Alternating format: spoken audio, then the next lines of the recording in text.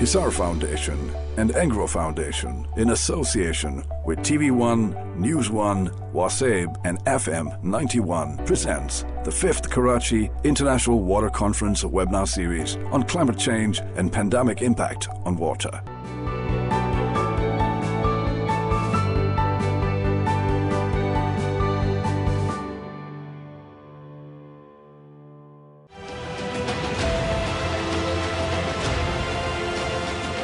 I welcome you to the 5th Karachi International Water Conference, which is being held this year as a webinar series on climate change and pandemic impact on water. There were serious issues with respect to availability of safely managed water. Water, if you drink, you will be sure you will live, but there are many places where we drink water and at your own risk. So there are serious challenges which were there. 26% of the global population doesn't have access to safely managed drinking water. We need to move forward. We need to find a way to integrate all these issues. We need to learn from our COVID experience and come together as one. And the whole world needs to be on the same page like it was for COVID. The pandemic started, there were two kinds of the challenges we face. One was at the community level, the community-based challenges, and the other was with the organization or services-based challenges. This is one time, like I think Dr. Nadia had also said, and other participants in the earlier session, that the attention is there and the organizations are willing to divert resources to upscale and upgrade, and where there is none, to put in place these resources to be able to meet the SDG 6. So then we would like to see the government try to rally, those the giver of those resources, and then get the resources and put these things in. So first, Afia, who is President of Mambeli and Chair Board of Trustees of Indus Earth Trust. And I would like to also talk just a minute about Dr. Sheikh Tanveer Ahmed, the Chief Executive of HANDS, and for those of you who don't know HAND, Health and Nutrition Development Society. I've known him for 35 years or more, since the time I think we both started our careers in the development sector. So thank you very much, Dr. Tanveer, and I'm so glad that you were able to join us today. So now over to you. Again, Dr. Danish, to introduce Dr. Numan Ahmed. Dr. Numan Ahmed and I have an association. I have always been inspired by his work in Karachi and his academic insights that I've always benefited from. Dr. Saab is the kind of academic that Pakistan needs, or his love for Karachi and his attention to Karachi. Doctor Numan Ahmed मेरी पुरानी पहचान है। उन्होंने कराची के लिए बहुत काम किया है और उनकी काविशें काबिले सताइश हैं। डॉक्टर नुमान अहमद, बहुत बहुत शुक्रिया। Thank you very much, Danish. As just to begin on a lighter note, when in a situation of a mushaira in a traditional setting, the last poet has possibly the worst of the audience. I hope that this is not the case in this case, because the energies of the audience is completely exhausted by the time the traditional Shema reaches out to the last poet. Anyway, last poet Ghalib ho aap jaisa. Thank you for the compliment. I would just like to share a few slides about my work that we were able to do related to pandemic. When the pandemic struck, there were a number of initiatives that were taken by the government and various other stakeholders to fight it out. And some of them also affected the usual day-to-day life that was being carried out in a certain way. Some of the points have been discussed by the earlier speakers, so I'll focus my talk more towards Karachi and some of the work that was related to it.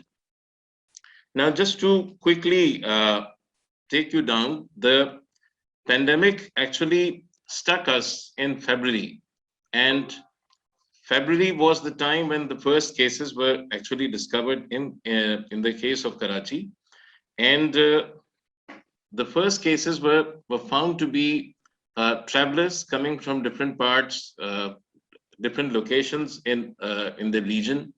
And obviously, there was a state of panic created, lockdowns and other measures were taken, more so in the case of Sindh and Karachi than perhaps the other locations.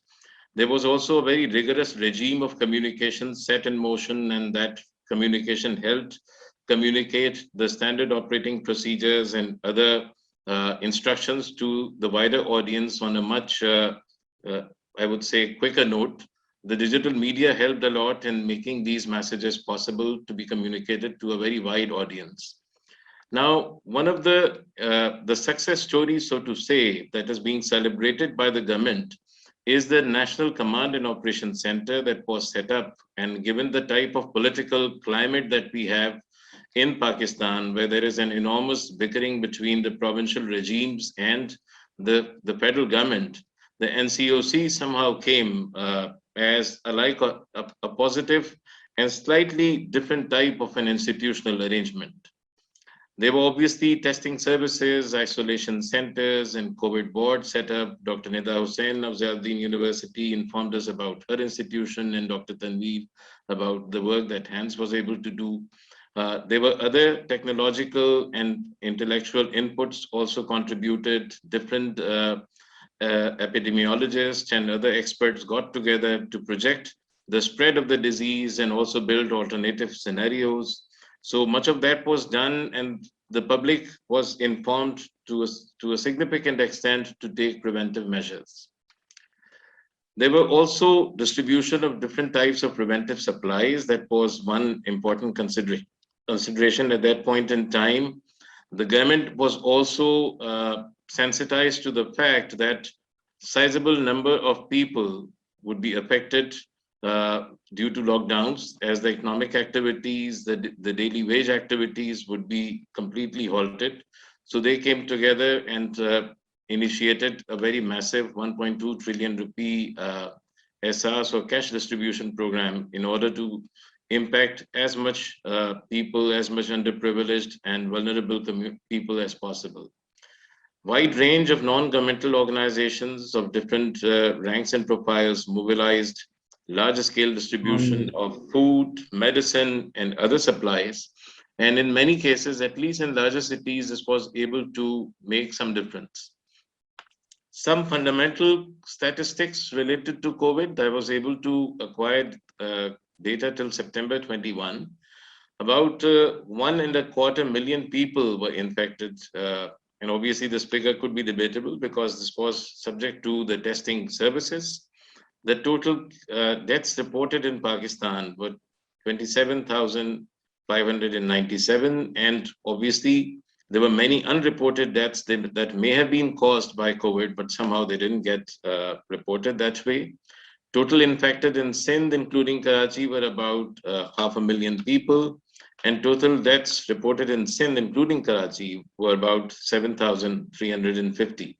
Now, there were obviously different issues related to data because the data was coming from different sources, different districts, but it was not so much geographically segregated. And some of my colleagues who were working very closely with the government of Sindh, they expressed their helplessness to organize and, in fact, segregate data on the basis of geographical parameters, which could have been much more useful in doing further research. And these are few common concerns of Karachi citizens, that while these emergencies keep hitting us, just to remind you that yesterday we had earthquake tremors felt in Karachi, and everyone was in a panic. Everyone was asking the question that whether we have a disaster mitigation plan that would automatically swing into action, or we would just always reinvent the wheel every time.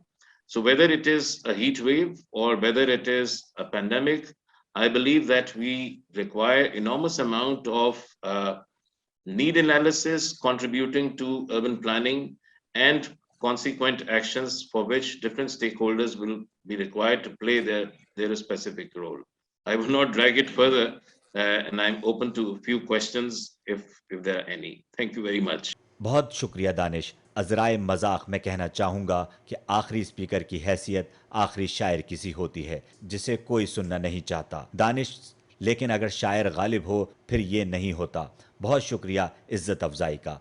جب COVID-19 کی وبا پاکستان میں آئی تو حکومتی سطح پر بہت سے حفاظتی اقدامات کیے گئے. ان میں بہت سے اقدامات کا ذکر ہمارے معزز مہمان گرامی کر چکے ہیں. میں اس وقت خاص کر کراچی کے حوالے سے بات کروں گا. جلدی میں آپ کو بتاؤں گا کہ وبا نے ہمیں فروری 2020 میں جکڑا. پہلا کیس ایک مسافر سامنے آیا جو کہ سفر کر کے کراچی آیا تھا. مارچ کے مہینے میں سخت لاک ڈاؤن لگا دیا گیا. پاکستان دوسرے صوبوں اور شہروں کی نسبت کراچی اور سندھ میں پابندیاں زیادہ کی گئیں. SOPs پر بھی خاص عمل درآمد کرایا گیا. سوشل میڈیا اور ڈیجیٹل میڈیا نے عوام میں وبا اور اس سے بچاؤ کی آگاہی کے حوالے سے کام کیا. حکومت کی جانب سے جو ایک بہت بڑی کامیابی سامنے آئی وہ تھی NCOC کا قیام. جس طرح کا سیاسی ماحول ہمارے ملک میں پایا جاتا ہے اس میں NCOC کا قیام ایک بہت مثبت قدم تھا. تمام بڑے اسپتالوں میں کووڈ-19 کے لیے ٹیسٹ مراکز، قرنطینہ مراکز اور کووڈ-19 وارڈز قائم کر دیے گئے. جیسے کہ ڈاکٹر ندا اور ڈاکٹر تنوین نے بتایا، وبائی ماہرین نے مل کر وبا کی روک تھام کے لیے کافی خدمات سر انجام دیں. حفاظتی اقدامات کے طور پر وبا سے بچاؤ کے آلات بھی عوام میں بانٹے گئے. حکومتی سطح پر بھی کافی کام سامنے آیا. اس میں لاک ڈاؤن کے باعث روزمرہ آمدنی والا طبقہ بہت متاثر ہوا. بہت سے لوگوں کو کاروبار میں نقصان ہوا، جس کو مد نظر رکھتے ہوئے حکومت نے احساس پروگرام کا آغاز کیا، جس کے تحت 1.2 ٹریلین روپے کراچی سمیت ملک بھر میں تقسیم کیے گئے. NGOs کے تحت بڑے پیمانے پر خوراک، دوا اور دوسری ضروری اشیاء تقسیم کی گئیں. سپتمبر 2021 تک کے شماریات کے مطابق پاکستان میں کل 1.24 ملین لوگ کووڈ وبا کا شکار ہوئے. یہ شماریات یقینی نہیں کیونکہ یہ صرف ان لوگوں کے ہیں جنہوں نے ٹیسٹ کروایا. اموات کی کل تعداد 27,597 سے زائد رہی. کراچی سمیت سندھ بھر میں کل تعداد تقریباً نصف ملین رہی، جبکہ اموات کی تعداد 7,350 رہی. اس وبا کے حوالے سے کافی شبہات رہے کیونکہ یہ ڈیٹا مختلف اضلاع میں موصول ہو رہا تھا مگر جغرافیائی طور پر اکٹھا نہیں تھا. جو لوگ حکومت سندھ کے ساتھ کام کر رہے تھے انہیں اس میں بہت مشکلات ہوئیں. ایمرجنسی اقدامات کے حوالے سے میں کراچی کے عوام کی جانب سے، جیسا کہ کل کراچی میں زلزلے کے جھٹکے محسوس کیے گئے، تو لوگوں کا پوچھنا ہے کہ کیا ہم کسی بھی قسم کے ایمرجنسی سے نمٹنے کے لیے تیار ہیں یا ہمیں ہمیشہ کی طرح تباہی ہونے کا انتظار کرتے رہنا چاہیے، تو وہ ہیٹ ویو ہو یا وبا. میں سمجھتا ہوں کہ ہمیں حکومتی سطح پر شہری منصوبہ بندی پر کام کرنا چاہیے اور تمام متعلقہ اداروں کو آپس میں مل کر کام کرنا چاہیے. آپ لوگوں کے کوئی سوالات ہیں تو پوچھ سکتے ہیں.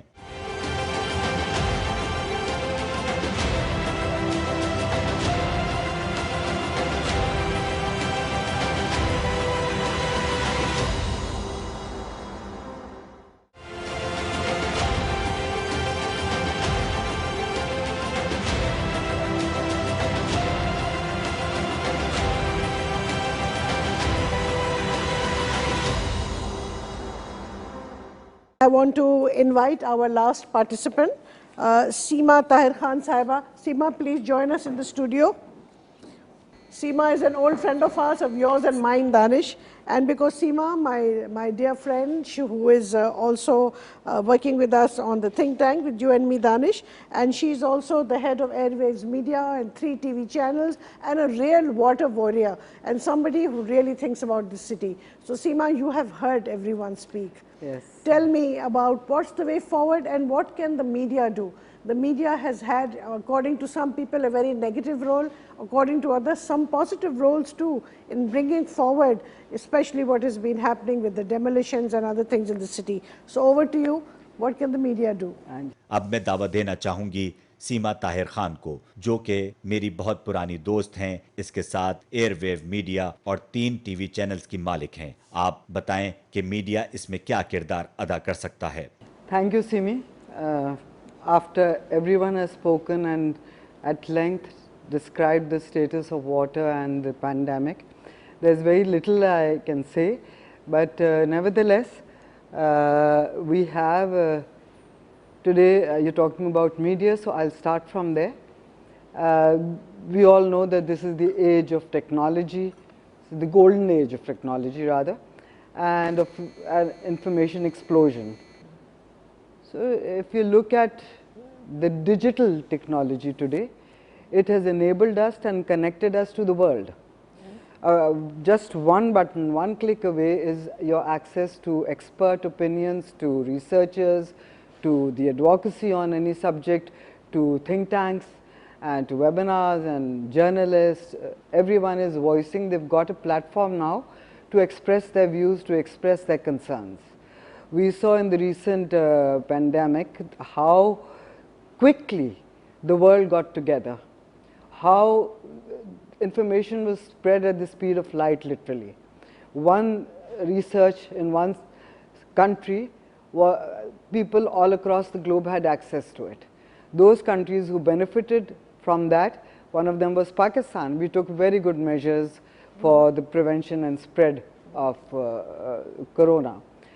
So when that could happen for one specific purpose, why can't it happen for the rest of the purposes that are dear to our hearts? For instance, why can't that happen to water? There are think tanks, there are experts, there are lobbyists, there are policymakers. But are we working in close cooperation with each other? Is there a consensus? Is there a network? Is there a portal where which everyone can reach and talk at length about the issues of water? I'll just take you towards the side of data banks and data collection in Pakistan. We do have a statistical department, we do have a setup, but is that setup contemporary and relevant and current enough to handle the entire perspective on water and to analyze and that data which is available and to give us correct data? I find that there are too many loopholes and too many weaknesses there. We do not have enough information that can be used for policymakers to draft the accurate policy. They do not have that kind of relevant, credible, current. So it is sort of it's either misread or it's not available to them, or there's not enough analysis and deliberation on that data.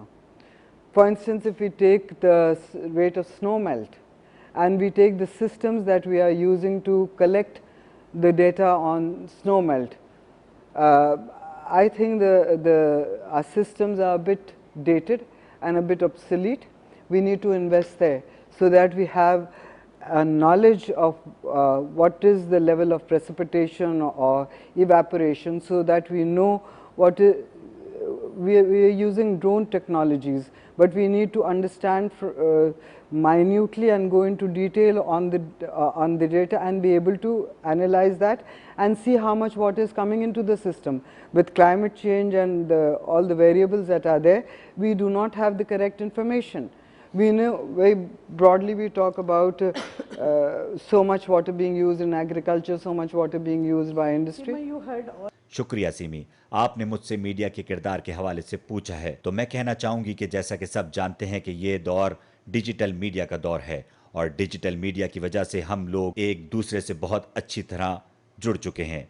सिर्फ एक click के फासले पर हमें बेहतरीन मशवरे, कवानीन और बहुत सी चीज़ों के बारे में जानकारी हासिल हो जाती है। हालिया वबा में हमने देखा कि कैसे बर्क रफ्तारी से हमें वबा के हवाले से आगाही हासिल हुई। ये सब डिजिटल प्लेटफॉर्म्स की वजह से ही मुमकिन हो सका। तो अगर हम एक वबा से निपटने के लिए इक़दामात को सराहते हुए इन पर अमल दरामद कर सकते हैं, तो फिर ये दूसरे मकासद के हुसूल के लिए क्यों नहीं किया जा सकता? मसलन के पानी के मसाइल के हवाले से क्यों इस तरह काम नहीं किया जा सकता? हमारे पास क्लासेस हैं, मुहक्किकीन हैं, दानिश्वर हैं, इदारे हैं, मगर क्या हम एक दूसरे के साथ मिलकर काम कर रहे हैं, या कि हमारे पास ऐसा कोई पोर्टल है जहां हम सब मिलकर पानी से जुड़े मसाइल के हवाले से बात कर सकें और मिलकर इसका हल निकाल सकें? हमारे पास शुमारियात के इदारे मौजूद हैं, मगर क्या ये इदारे हम असर हैं और क्या ये काफ़ी हैं आबी मसाइल को हल करने के लिए, या हमें सही एदाद व शुमार बताने के लिए? मुझे तो इसमें बहुत सी खामियां नज़र आती हैं। हमारे पास मौजूद मालूमात नाकाफ़ी है। इस मालूमात के ज़रिए पॉलिसी बनाने वाले पॉलिसी नहीं बना सकते। मिसाल के तौर पर अगर आप बर्फ पिघलने के हवाले से एदाद शुमार हासिल करना चाहें तो हमारे इदारे इस काबिल नहीं कि वो फराहम कर सकें। हमारा निज़ाम इतना फरसूदा हो चुका है कि हमें इससे सही एदाद शुमार हासिल नहीं हो सकते। What we have learned from the pandemic, and Yes. almost all of them have questioned that when we could have get so activated to handle this, which has far fewer deaths than the deaths that are caused by waterborne diseases, why is it that we are not able to activate ourselves for others? So I know it's part of a rhetorical question. My question to you is that in meeting the SDG 6, do you think that the media houses and the social media has so far done its role as it should have? Semi कमाल, हमारे दूसरे मेहमानों ने हमें ये बताया कि जब हम इस वबा से लड़ने के लिए इतने इक़दामात कर सकते हैं तो आबी मसाइल के हल के लिए क्यों नहीं कर सकते। मेरा सवाल आपसे ये है कि क्या मीडिया हाउसेस पानी के मसाइल हल करने में अपना भरपूर किरदार अदा कर रहे हैं? It hasn't, because they have received information from all across the globe. There is a confusion in the media houses, there is a skepticism, there is they don't have a roadmap in front of them for which for them to follow, and there should be consensus, and there should be beyond boundaries, beyond borders, beyond ethnicity, beyond business purposes, beyond private agendas. There should be a clear-cut roadmap and priorities. सीमा ताहिर खान, नहीं, क्योंकि media houses को पूरी दुनिया से मालूमात मौसूल होती हैं, लिहाजा इनमें से एक उलझन पाई जाती है। इनके पास कोई लाए अमल नहीं है। मीडिया हाउसेस के पास बगैर किसी जाती मफाद के लाए अमल होना चाहिए। So are you saying that because there was a clear-cut roadmap for handling COVID-19, yes. So therefore everything clicked together? Everything came together because you knew what vaccines are coming in. You had the choice of deciding between vaccines. You had hospitals coordinating with the NCOC. You had all the data, all the relevant information at hand for them to take action.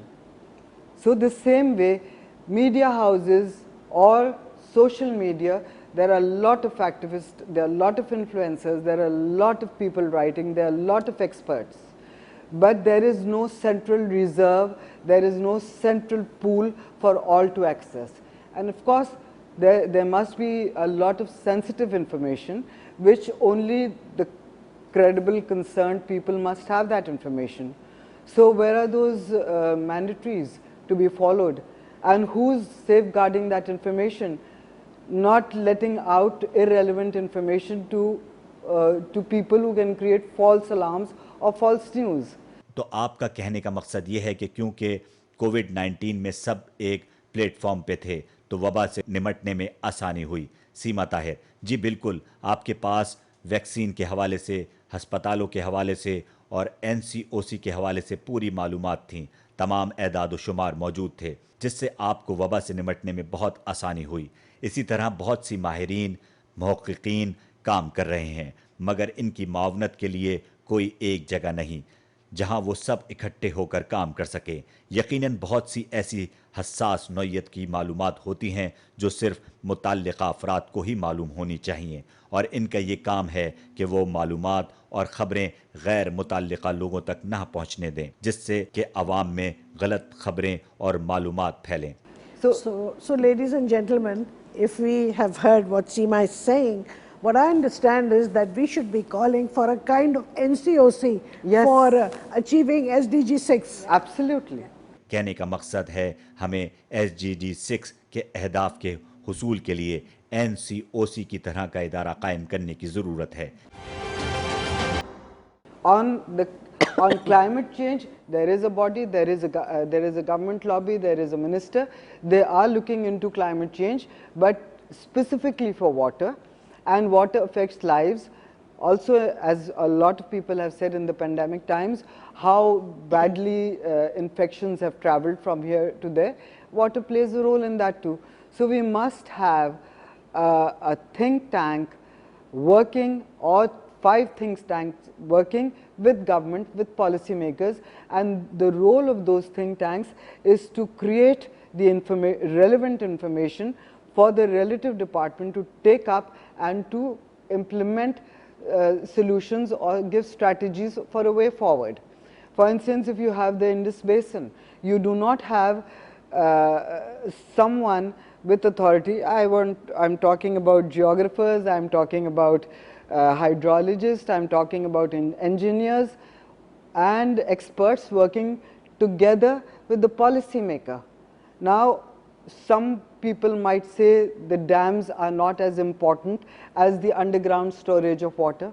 Some people might say that the groundwater being excessively withdrawn now is the condition of the groundwater, and depleting aquifers is going to create many hazards. But do you have exact mapping of the groundwaters, and do you have a contemporary system of not just skimming the surface of waters and pulling it up, or do you have a science and methodology by which you can know the state of groundwater and sift it and put multi-filters to draw out water that is healthy and it can be used domestically or for agriculture. सीमा ताहिर जी बिल्कुल, जैसे कि मौसमियाती तब्दीली के लिए एक इदारा और वजारत मौजूद है, लेकिन बिलखुसूस पानी के लिए भी एक इदारा होना चाहिए, क्योंकि पानी ज़िंदगी को मुतासर करता है। जैसा कि वबा के दिनों में भी बात हुई है कि कैसे पानी के ज़रिए अमराज यहाँ से वहाँ मुंतकिल होते हैं, तो पानी का इसमें भी एक बहुत अहम किरदार है। लिहाजा हमारे पास थिंक टैंक होना चाहिए जिसका काम हुकूमत और पॉलिसी बनाने वालों के साथ मिलकर काम करना और मसाइल के हल के लिए तजावीज़ देना हो। मिसाल के तौर पर अगर आपके पास इंडस बेस है, लेकिन अगर आपके पास कोई इदारा नहीं जहां आबी माहिरीन माहिर अर्जियात एक जगह मिलकर काम कर सकें, तो आप क्या करेंगे?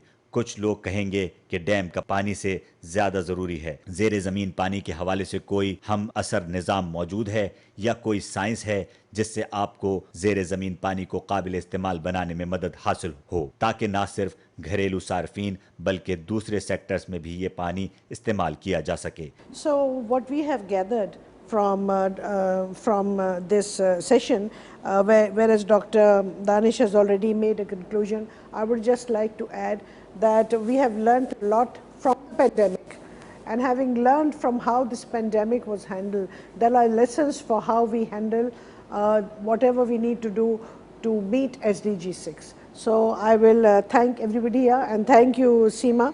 Last is never the least, and so we were able to really look at the connection between the learnings from the pandemic and how we move forward on SDG 6. I will now hand over to my colleague Samin Huda for the vote of thanks. तो हमने जो सीखा वो ये कि हमने वबा से बहुत कुछ सीखा और हमने कैसे वबा का मुकाबला किया। इसी तरह से पानी के मसाइल से निमटने के लिए हमें SDGs के साथ इनका मुकाबला करना होगा। आखिर में मैं सबका शुक्रिया अदा करना चाहूँगी। अब मैं चाहूँगी कि मेरी साथी समीन हुदा वोट ऑफ थैंक्स दें। What an insightful session that was. This webinar would not have been possible without the support of following. Thank you to the keynote speakers for today, Dr. Shahbaz Khan and Dr. Josine, for their insightful and interesting presentations. Thank you to Dr. Danish Mustafa, who moderated today's session seamlessly. And thank you to all our esteemed speakers who shared their expertise and knowledge with us. I would like to thank you to our lead sponsor, Anglo Foundation, who supported the Karachi International Water Conference since 2015. And also a big thank you to the co-sponsor hands of this webinar for their support and contribution. I would like to say thank you to Chairperson Hisar Foundation, Ms. Simi Kamal, and Mr. Zohair Ashir, Governor Hisar Foundation, the persons who are the backbone of Karachi International Water Conference. I would like to say thank you to Ms. Sana Baksa Musa, General Manager Hisar Foundation, and Ms. Faria Ukeli, Manager Strategies and Program. These two ladies are the asset of Hisar Foundation, and they manage this webinar series so well. A very big thank you to Ms. Seema Tahir, who are the media partners, Airways Media Group, which includes TV1, NewsOne, FN 91, and Wakeup TV, for covering of our webinars on TV, radio, and social media. In the end, I would like to thank each participant for your valuable time. Thank you everyone for making this session most interesting. I would like to invite you all in the next webinar of this series, which is also the closing of our webinar series. Thank you once again. Goodbye, take care, and have a nice day.